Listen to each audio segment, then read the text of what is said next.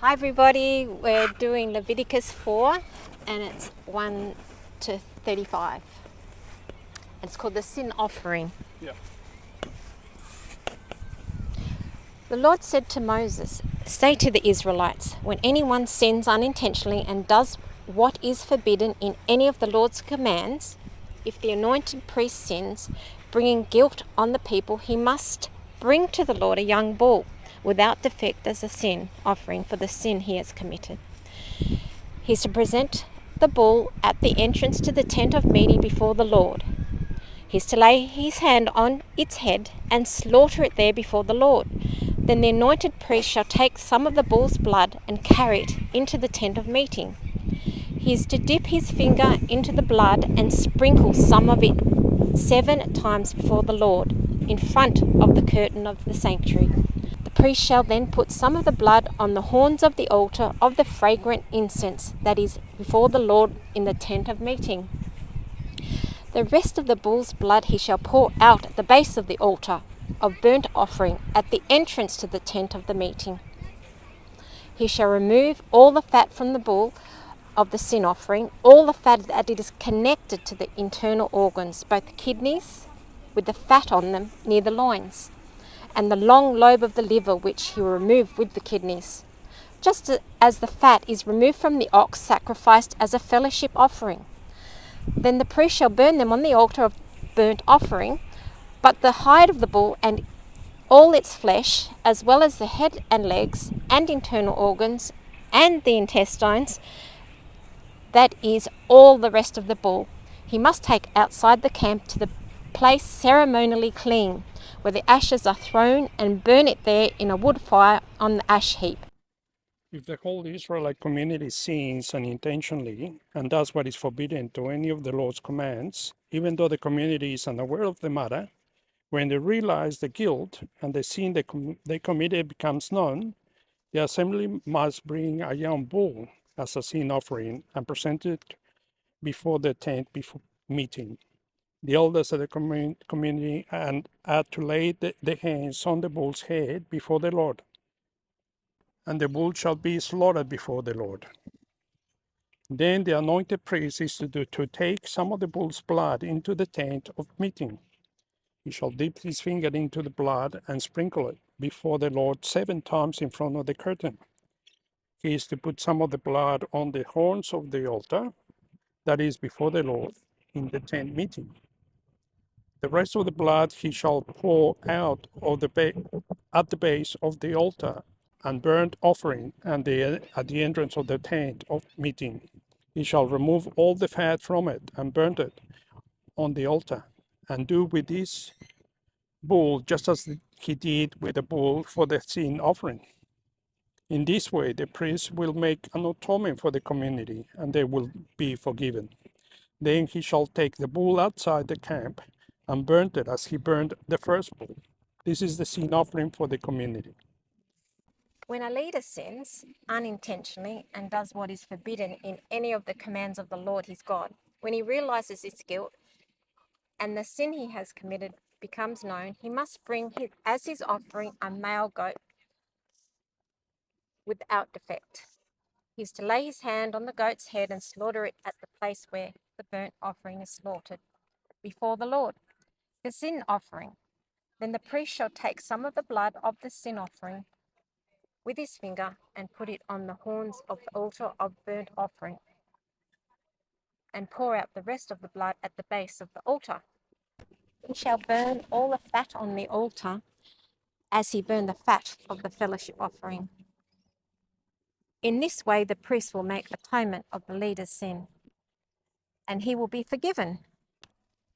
If any member of the community sins unintentionally and does what is forbidden in any of the Lord's commands, when they realize their guilt and the sin they have committed becomes known, they must bring as their offering for the sin they committed a female goat without defect. They are to lay their hand on the head of the sin offering and slaughter it at the place of the burnt offering. Then the priest is to take some of the blood with his finger and put it on the horns of the altar of the burnt offering, and pour out the rest of the blood at the base of the altar. Thou shalt remove all the fat, just as the fat is removed from the fellowship offering, and the priest shall burn it on the altar as an aroma pleasing to the Lord. In this way the priest will make atonement for them, and they will be forgiven. If someone brings a lamb as the sin offering, they are to bring a female without a defect. They are to lay their hands on it, on its head, and slaughter it, or a sin offering at the place where the burnt offering is slaughtered. Then the priest shall take some of the blood of the sin offering with the finger and put it on the horns of altar of the burnt offering, and pour out the rest of the blood at the base of the altar. They shall remove all the fat, just as the fat is removed from the lamb of the fellowship offering. And the priest shall burn it on the altar, on top of the food offering presented to the Lord. In this way, the priest will make atonement for them for the sin they have committed, and they will be forgiven. Okay. 4:1-35. So Moses has received the 10 Commandments, and also while he's up at Mount Sinai, he's received the law of sin offering, and also the instructions how to build the tabernacle. It's the tent where the 10 Commandments will be kept, and that's where God will dwell in that tent and speak to Moses. So while Moses is up at receiving the 10 Commandments, he's also receiving the law of the sin offering and the tabernacle instructions how to build the tabernacle. And so now this is all about the law of how to atone for your sin or for the breaking the 10 Commandments.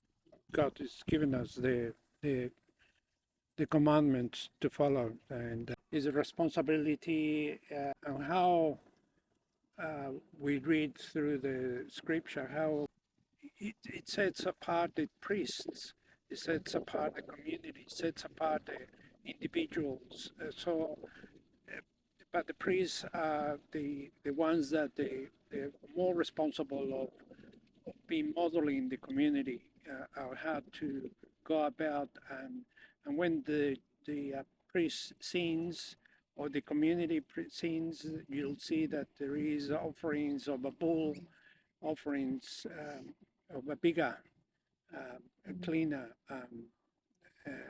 animals that need to be sacrificed for those. And he's very specific or had to slaughter the animal, had to sprinkle the blood on the horns, had to place your hands on the animal, and so it's a complete ritual that.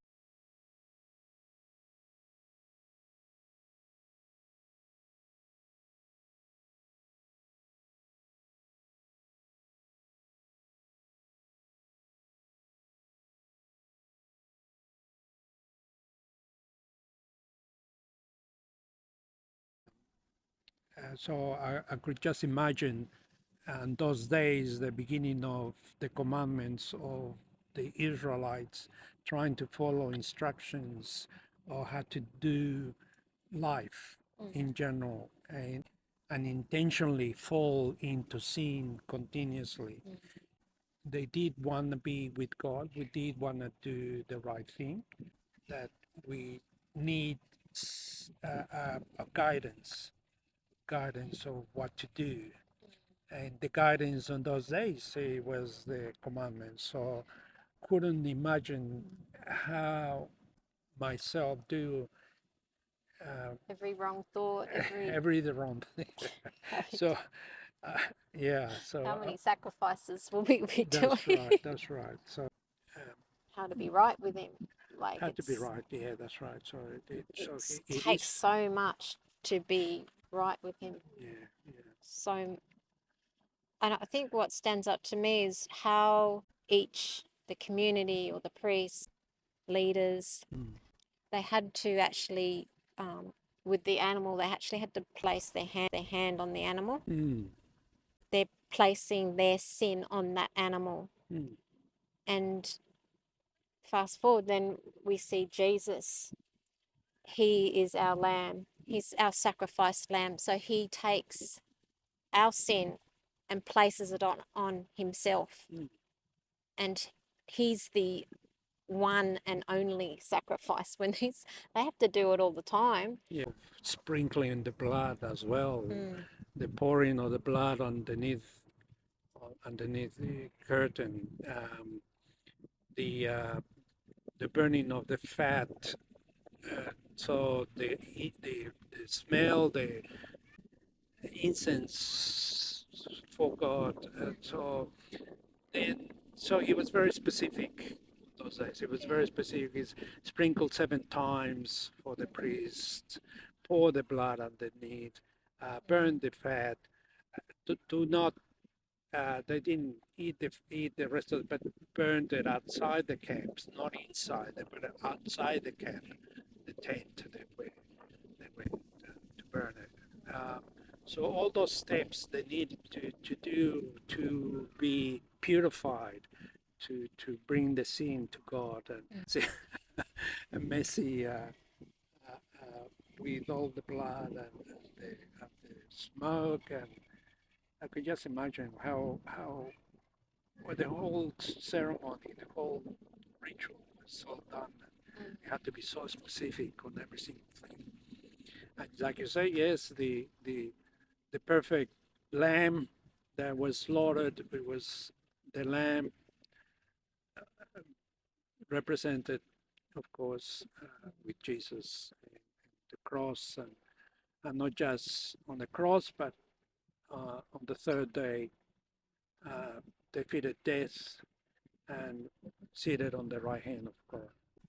So glad that we don't have to do all these rituals and continue, but not thanks for Jesus that came and the love of God to bring His only Son to the world and be sacrificed. That's an amazing love that He has for us.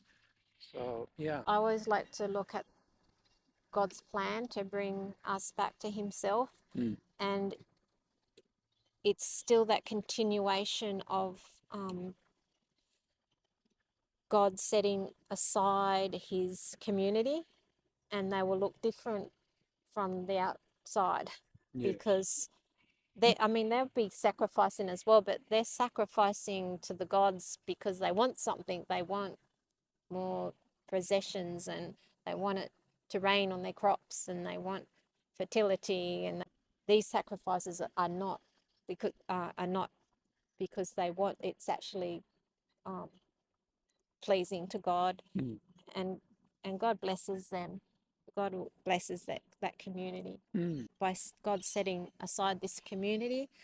He's continuing with that covenant with Abraham, that they will be a blessed community and many children as the sands and the stars in the sky. It's keeping with Abraham's covenant. And after they receive this law, they do end up wandering. They're supposed to go to the promised land, but they stuff up, I guess. They just keep doing the wrong thing. They're not following No. They were supposed to go into the promised land, but they had a look. Moses sent spies out, and the spies came back saying that, oh, there's giants. We cannot go into this land.